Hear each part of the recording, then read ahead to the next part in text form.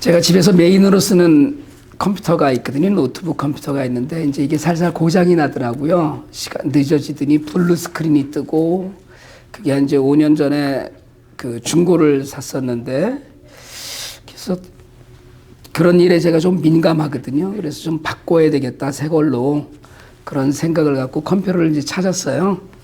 찾는데 기준이 있잖아요. 근데 제 기준은 일단 아주 좋은 사양으로 좀 빨리빨리 움직이고 빠릿빠릿한 것 그리고 화면이 좀 커야 되겠다 이제 이런 생각이 들더라고요. 그래서 메인으로 쓰려니까 근데 또 하나 더 그 중요한 기준이 하나 있었는데 내가 사용할 수 없을 때까지 쓸 수 있는 것이어야 되겠다. 이게 무슨 얘기냐면 쉽게 얘기하자면 이제 죽을 때까지는 안 사도 되는 걸 좀 찾았으면 좋겠다 이런 생각이 들더라고요. 그래서 한참 제가 약간 결정장애 같은 게 있거든요. 그래서 한참 이제 이걸 찾아보다가 하나를 오다를 했어요. 오다를 했는데 도착한 것을 뜯어보고 리턴하려고 다시 싸놓았습니다. 일단 가격이 좀 많이 나가요. 한 2,000불쯤 되니까. 근데 제 기준이 뭐 높았으니까 그 가격은 그렇다고 하지만 죽을 때까지 쓸 거는 몇 년 뒤에 사야 되겠다 이런 생각이 들더라고요. 지금 사면은 그때까지 못 쓸 것 같은 생각이 들고 지금 좀 빠르지 않나 싶은 생각이 들어요. 그러면서 은연중에 제가 오래 살 생각을 하는구나 이런 생각이 들더라고요. 내가 오래 살고 싶어 하는구나. 나이가 들어가면서 여러분 차차 사는 것과 죽는 것에 대해서 사실은 관심을 많이 갖게 됩니다. 그래서 뭘 하나 구입을 하더라도 언제까지 이걸 쓸 수 있을까 이런 생각을 먼저 하거든요. 제가 지난 봄에 제가 17년 동안 타던 차를 폐차 수준으로 처분을 했는데 다시 차를 사면서 앞으로 17년을 더 타면 제가 80대거든요. 그러면 그때쯤 되면은 운전은 안 해야지 싶은 거예요. 그러니까 뭘 하려고 하면 긴 생각을 하게 됩니다. 하나님은 언제 데려가실지 모르겠지만 그런 생각을 해요. 저희 아버님은 96세 돌아가셨고 저희 어머님은 정말 건강하시다가 갑자기 90에 돌아가셨거든요. 그래서 남들은 다들 제가 100살까지는 살 거라고 그러더라고요. 여러분도 그렇게 보이세요? 그래서 저도 120까지는 살아봐야 되겠다 뭐 이런 생각을 가끔 농담으로 하는데 요즘은 인생의 마지막을 자주 상상합니다. 이게 여러분 너무 이른 것 같기도 하지만 제가 60 넘어서부터 그런 얘기 쭉 했거든요. 늘 하나님이 언제 데려가셔도 이상하지 않을 나이가 되었다. 얼마 전에 62세 되신 브라질 선교사님 소천하셨고요. 그리고 60 몇 세, 50대 말, 또 70 몇 대 돌아가신 분들 소식을 요즘 자주 들어요. 그런 이야기를 들으면 자꾸 좀 더 겸손해져야 되겠다라는 생각을 하고요. 하나님 언제 부르셔도 괜찮아야지 하는 생각을 해요. 여러분 제가 목사로서 성도인 여러분들께도 강조하고 싶은 것은 여러분의 삶이 죽음과 맞닿아 있다는 것을 잊지 마시고 죽음을 준비하는 성도로 살아가라는 거예요. 하나님 언제 불러가도 괜찮은 인생이 되려면 매 시간 성실해야 합니다. 하나님 언제 불러가도 좋은 인생이 되려면 하나님 앞에서 매 시간 진실해야 되거든요. 성경은 우리에게 분명히 가르쳐요. 히브리서 9장 27절입니다. 사람이 한 번 죽는 것은 정해진 일이요. 그 뒤에는 심판이 있습니다. 누구든지 언제인지 모르지만 하나님 불러가실 거라는 거예요. 사람이 자신의 마지막을 상상하고 생각하면서 사는 것은 여러분 사실은 아름다운 일입니다. 그게 무슨 왜 뭐 죽음을 생각해가 아니고 나도 그럴 때가 있을 거라는 것. 인생의 마지막에 하나님 앞에 우리가 설 거라는 것을 안다는 거거든요. 그건 정말 삶의 중요한 일이에요. 때로는 두려움으로 그리고 때로는 겸손으로 우리의 시간을 차곡차곡 쌓아갈 때 세상의 마지막 때 혹은 인생의 마지막 때를 하나님 나라로 우리가 아름답게 이어가게 되리라고 저는 믿습니다. 우리가 오래 건강하게 살면서 여러분 정말 오래도록 건강하게 사시길 바랍니다. 그러면서 하나님 만날 날을 차곡차곡 준비하는 그런 삶을 우리가 살 수 있으면 좋겠어요. 오늘 우리가 읽은 본문은 그렇게 시작하죠. 다윗이 마지막으로 남긴 말이라고 시작을 해요.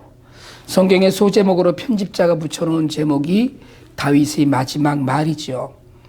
오늘 우리가 읽은 성경에서 제가 오늘 1절과 2절을 중심으로 다윗의 하나님은 어떤 하나님이시며 다윗은 그의 삶 가운데 하나님을 향해 어떤 자세로 살았는지를 묵상하면서 우리의 믿음과 삶을 좀 돌아보길 원합니다.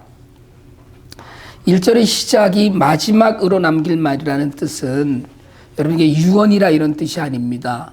이게 다윗의 유언이 아니에요.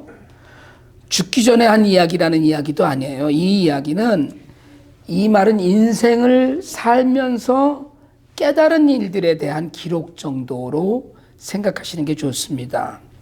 사람은 태어나면서부터 아는 지식 없고요. 살면서 시행착오를 겪으면서 깨달아 알고 배워갑니다. 그러니까 인생은 사실은 평생을 배우면서 사는 거거든요. 저희 부친이 6년 전에 돌아가셨어요. 나이가 들면서 문득 저는 아버지 생각을 합니다. 많이 해요. 요즘도 아버지 생각을 아버지가 내가 내 머릿속에 있던 아버지의 어떤 모습에 나이가 제가 됐다 이런 생각을 할 때가 있어요. 그때는 그러셨는데 그때 저러셨는데 하는 일들이 생각나고요. 시간이 지나면서 깨닫는 아버지의 말씀도 있어요. 이제야 간신히 아버지를 조금씩 이해해가는 것 같다는 생각도 자주 그리고 많이 합니다. 들을 귀가 있는 사람을 복 있는 사람이라고 해요. 근데 사실은 어떤 말을 들을 때 잘 받아들여지지도 않고 이해가 안 되는 때도 있어요. 그건 나이가 안 돼서이거나 아니면 나이와 관계없이 깨우침이 모자라거나 할 때입니다. 다윗이 오늘 마지막으로 남긴 말이라고 한 이야기가 사실은 그런 거거든요. 오랜 세월이 흘러서 깨닫고 알게 되어서 꼭 남기고 싶은 이야기예요. 오늘 다윗은 이 마지막으로 남기는 말을 통해서 자기 자신의 정체성에 관해서 이야기합니다. 그래서 첫 번째로 그가 먼저 하는 이야기는 바로 이새의 아들이라는 거예요. 이새의 아들 다윗이 말한다 이렇게 써 있거든요. 여러분 우리가 너무나 잘 알듯이 다윗은 목동이었어요. 우리는 목동이 양떼와 같이 넓고 푸른 초장을 뒹굴면서 뛰어노는 것 같은 큰 나무 그늘에서 양떼와 같이 쉬는 것 같은 그런 아름다운 모습이 은연중에 머릿속에 남아 있습니다. 어려서부터 그런 그림 많이 보고 자랐거든요. 그런데 목동은 대표적인 3D 직종의 하나예요. 낮은 뜨겁고 밤은 몹시 추운데 양떼와 함께 노천에서 지냅니다. 온갖 더럽고 힘들고 위험한 일들을 마다하지 않아야 했어요. 심지어 예수님 당시에 이스라엘에서는 목동은 안식일도 제대로 지키지 않는 사람들로 취급됐어요. 지킬 수 없잖아요. 그래서 심지어 돈이 많은 부자들은 자기의 양떼를 칠 때 자기는 안식일에 회당에 나가지만 사람을 사서 자기 양떼를 치게끔. 그러니까 그 양떼를 치는 목동들이 있었던 거예요. 게다가 다윗은 집안에서도 별로 인정받지 못하던 막내여서 아버지에게나 형들에게 무시당하면서 자랐습니다. 사무엘이 불러서 얼떨결에 기름 부음은 받았지만 그 이후에도 변한 것이 없어서 여전히 들판에서 목동으로 살았어요. 그러다 아버지 심부름을 갔다가 어쩌다가 골리앗과의 전쟁에 끼어들게 되고 사울이 정신적 치료에 등장하더니 장시간 동안 사울에게 쫓기는 삶을 오래도록 삽니다. 다윗이 스스로 자신을 이새의 아들 다윗이 말한다라고 이야기한 건 자신의 평범함, 보잘것없음을 가장 현실적으로 드러낸 이야기예요. 그러니까 이 말에, 이 다윗의 이야기에 비추어 보면 사실은 우리도 평범하고 보잘것없는 출신입니다. 물론 뭐 왕족으로 태어나는 아기도 있을 것이고 비참하고 참혹하고 비천한 가운데서 태어나는 아기도 있지만, 그럼에도 불구하고 생명은 하나님 보시기에 차이 없습니다. 그러니까 자기 자신의 뿌리에서부터 자기 자신을 알면서 스스로 겸손한 것, 그것이 우리로 하여금 하나님께 감사하며 살게 하는 바탕이 되어요.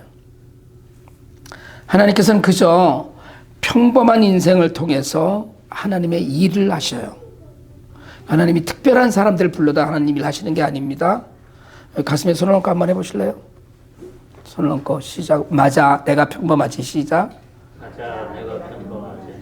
그래요. 우리 모두도 평범한 사람이었어요. 그런데 두 번째로 다윗은 높이 일으켜 세움을 받은 용사라고 자신의 인생을 평가합니다. 평범한 집안의 평범한 막내, 그리고 평범한 목동, 평범한 목동의 아들이 왕이 됐어요. 이스라엘 12지파를 통합하고 수많은 전쟁을 통해서 나라를 안정적으로 운영하면서 강한 나라를 만들었습니다. 하지만 그 모든 성취가 하나님께서 행하신 것이고 자신은 하나님께서 일으켜 세워주신 것이라고 고백해요. 여러분, 다윗의 이 겸손은 오래 살아보니까 그때 그래서 그랬구나라는 것을 깨달아 본 이의 고백이에요. 내가 잘나서 이만큼 이룬 줄 알았는데 하나님이 해주셨다는 거예요. 인생을 살아오면서 하나님 말씀을 묵상하면서 자신을 알게 되면 겸손해질 수밖에 없습니다. 제가 비즈니스를 오래 했거든요. 너무 잘 되는 거예요, 이 비즈니스가. 처음에 혼자 일을 하다가 직원을 하나 쓰고 사무실을 크게 넓히고 직원을 10명까지도 썼어요. 근데 어느 날 깨달았어요. 갑자기 이거 하나님이 흔드시면 아무것도 아닌데, 저는 그 깨달음이 하나님의 가장 제 인생에서 가장 큰 은혜라고 생각합니다. 지금도. 그때 깨닫지 않았으면 이거 하나님이 흔드시면 아무 일도 아닌데, 아무것도 아닌데, 너무 잘 나가는 게 너무 괜찮고 소문도 너무 잘 나 있고 똑같은 일을 해도 남들보다 훨씬 비싸게 받는데도 일이 막 밀려오고, 그런데 그때 두려워졌어요. 여러분, 사람은 아무것도 아닙니다. 다윗은 왕이 되어서 오랜 세월 동안 겸손히 하나님을 찬양해요. 그의 시편 곳곳에서 그는 하나님을 높이고 하나님이 산성이시고 방패이심을 노래해요. 겸손한 사람은 하나님을 인정합니다. 그리고 겸손한 사람은 기도해요. 여러분, 기도하지 않는 이유가 뭔지 아세요? 교만하기 때문에 안 하는 거예요. 필요 없기 때문에. 하나님의 도움이 필요 없는 사람이 기도하지 않습니다. 그러니까 기도하지 않으면서 하나님을 인정한다는 것은 거짓말이에요. 겸손한 사람은 하나님을 인정하고, 그런 사람은 기도하고 하나님을 찬양해요. 다윗이 교만했을 때, 이쯤이면 됐다라고 했을 때 밧세바 사건을 일으킵니다. 하지만 회개하고 더 낮아지면서 하나님을 찬양해요. 다윗이 하나님께 묻지 않았을 때 그는 실수하고 실패해요. 다윗은 자신의 삶은 하나님이 높이신 삶임을 고백합니다. 우리도 지금 우리의 모습이 하나님께서 세우신, 그리고 하나님께서 지금 세워가고 계신 그런 모습임을 가슴 깊이 인정하고 살 수 있기를 바랍니다. 세 번째로 다윗은 자신을 야곱의 하나님께로부터 기름 부음 받은 자로 묘사해요. 이스라엘 사람들은 하나님을 이야기할 때 아브라함의 하나님, 이삭의 하나님, 야곱의 하나님을 이야기합니다. 그런데 다윗은 오늘 야곱의 하나님이라고 이야기해요. 야곱의 하나님은 어떤 하나님입니까? 야곱의 하나님은 그 이름을 이스라엘로 바꿔주신 하나님이에요. 야곱처럼 하나님께서 인생의 시간마다 개입하신 사람이 없어요. 심지어 그를 하나님과 겨루어 이긴 자라고 이름을 바꿔준 사람이에요.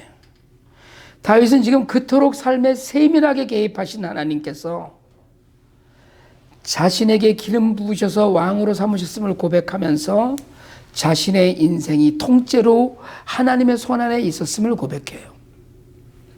베드로전서 2장 9절입니다.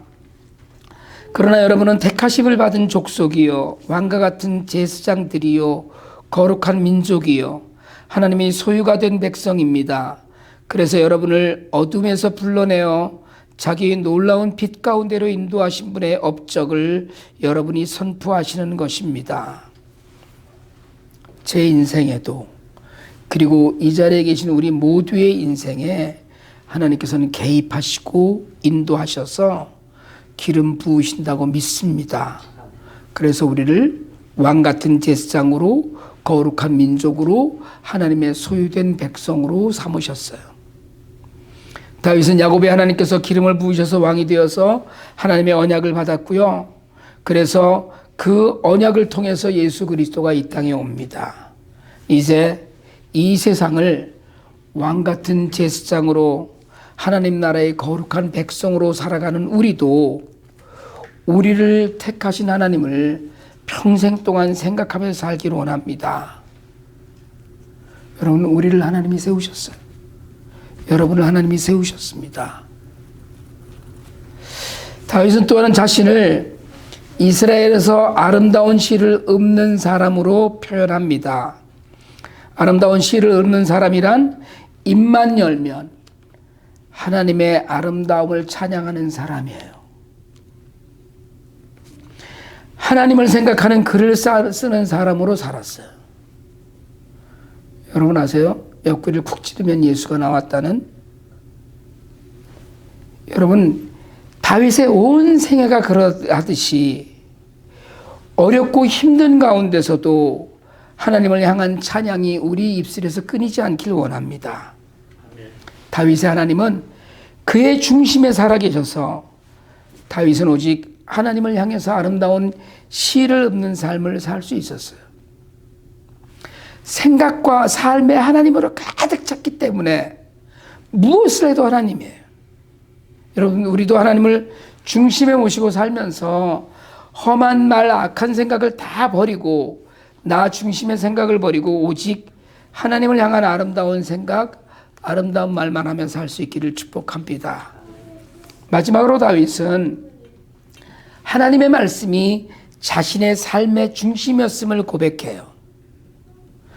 자신의 삶, 자신이 평범한 가운데 기름 부은 받아 왕이 되고 아름다운 시를 읊는 사람으로 살아가는 자신의 삶 가운데 그는 하나님의 말씀으로 가득 채워진 것을 그의 말씀이 나의 혀에 담겼다고 했습니다. 메시지 성경은 이 문장을 그분의 말씀이 내 혀를 움직여 나타나셨다고 번역했어요. 혀에 하나님의 말씀이 담겨서 그 말씀이 혀를 움직여 나타나셨다는 뜻은 그의 말과 생각의 모든 것이 하나님의 말씀에 의한 것임을 고백한 거예요. 지난주에 무비보셋의 하나님에 관해 말씀드리면서 은혜를 알고 신실했던 무비보셋과 의심 많고 판단도 흐리고 여기저기 눈치 보던 결단성 없는 다윗을 비교한 말씀을 드렸습니다. 여러분, 사실은 다윗은 그랬어요. 우유부단했고요. 그리고 정말 밧세바와 우리아의 사건으로 치명적인 죄를 범한 것도 있지만 후에 자식들 간의 성폭력 범죄나 살인을 겪기도 했고 아들의 반란을 피해서 달아나야 했습니다. 여러분, 요압을 비롯한 장수들을 제대로 통솔하지 못했어요. 사실은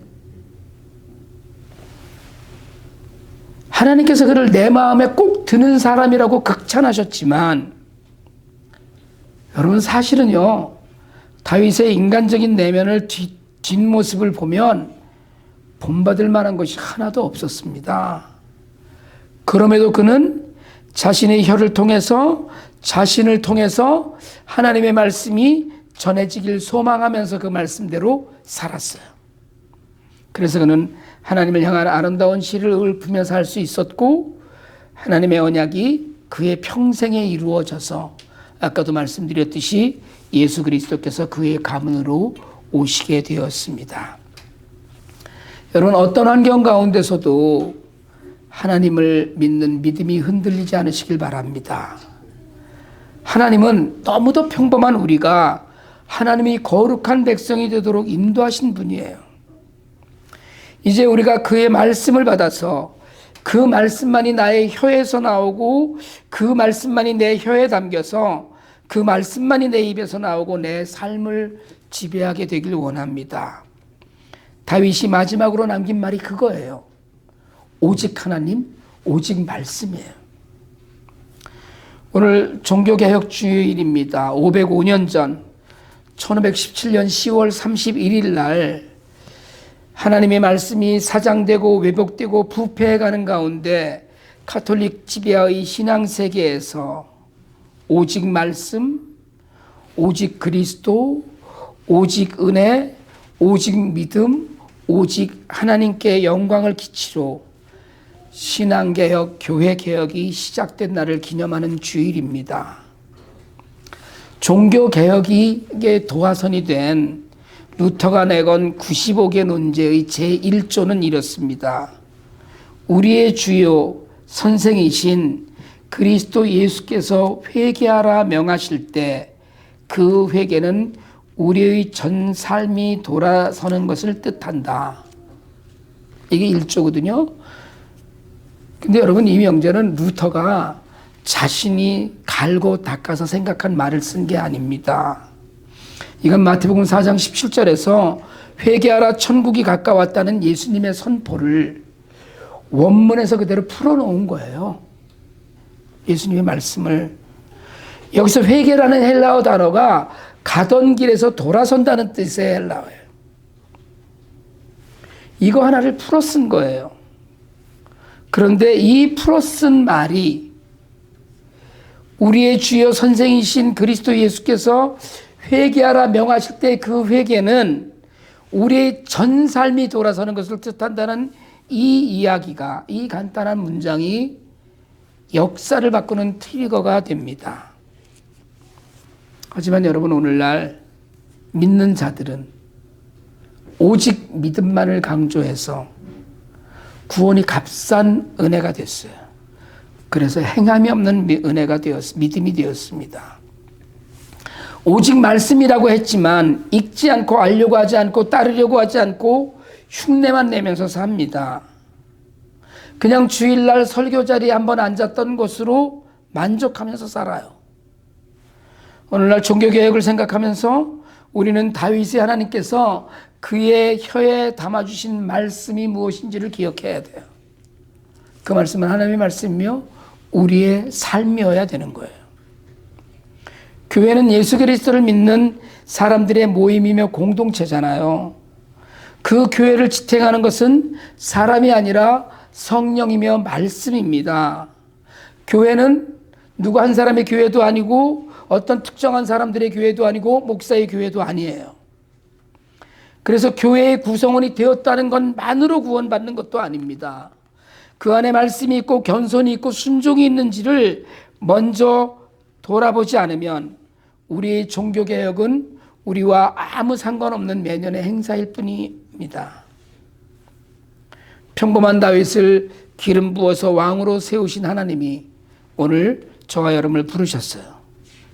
아름다운 시를 읊는 사람을 만드신 하나님이 오늘 우리를 불러 찬양을 듣기를 원하고 계십니다.